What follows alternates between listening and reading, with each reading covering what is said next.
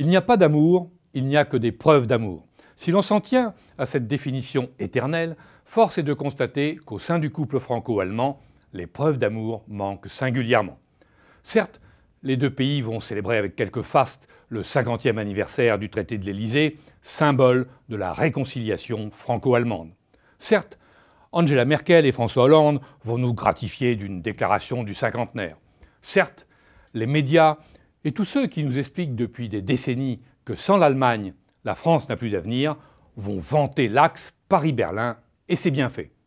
Or, c'est à ce même moment que l'Allemagne choisit de multiplier les gestes, sinon inamicaux, du moins bien peu coopératifs, témoignant par là que pour ses dirigeants, la coopération est à sens unique et n'a de sens que lorsqu'elle prend en compte les intérêts de leur pays. C'est ainsi que l'on a appris que la Bundesbank allait retirer le stock d'or qu'elle avait en dépôt à la Banque de France. Il y en a pour 374 tonnes, pour une valeur d'un peu plus de 16 milliards d'euros.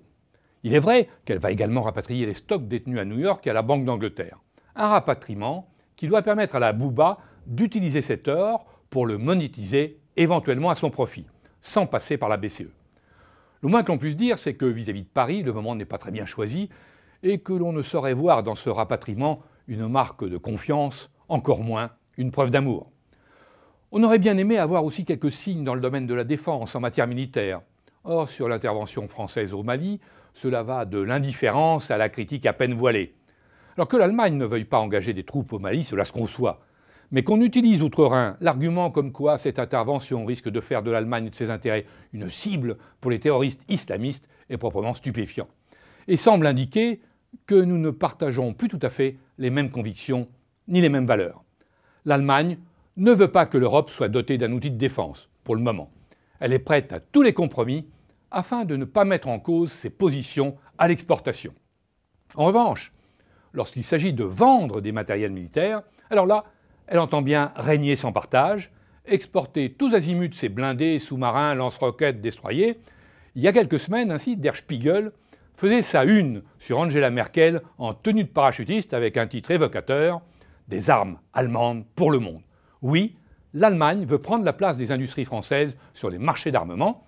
Elle veut vendre et surtout pas défendre l'Europe. Alors mon propos va en choquer plus d'un. Pourtant, il est temps que l'on ouvre les yeux.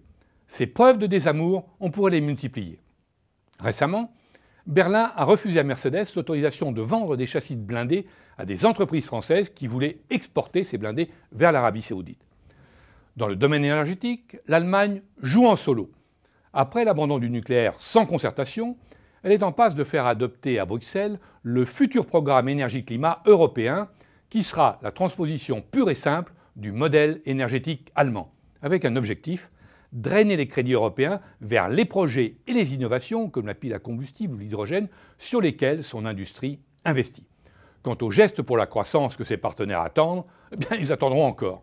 Même si l'économie allemande est à son tour touchée, pas question de relance, bien au contraire.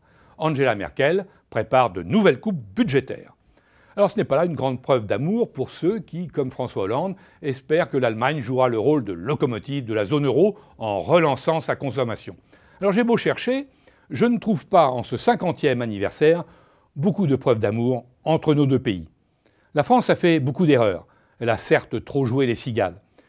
Mais sa principale erreur, c'est sans doute de ne pas avoir compris que la relation entre nos deux pays doit être fondée sur la coexistence et non sur la cohabitation.